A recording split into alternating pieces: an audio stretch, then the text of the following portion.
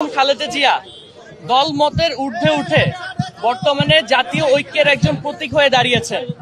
জাতির ঐক্য ধরে রাখতে বর্তমানে বাংলাদেশের এই নাজুক সময়ে জাতির ঐক্য ধরে রাখতে আমাদের দেশনেত্রী বেগম খালেদা জিয়ার উপস্থিতি খুবই প্রয়োজনীয়। আমাদের বিশ্বাস উনি ওনার জীবনের অনেক যুদ্ধ জয় করেছেন। দীর্ঘ 17 বছর উনি নানা অত্যাচারিত হয়ে সেই যুদ্ধ জয় করে আজকে আমাদের সামনে দাঁড়িয়েছেন।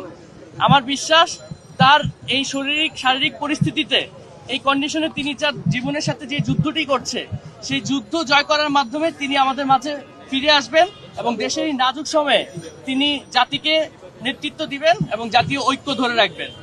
এবং we all believe that she is a fighter and she will definitely win this war.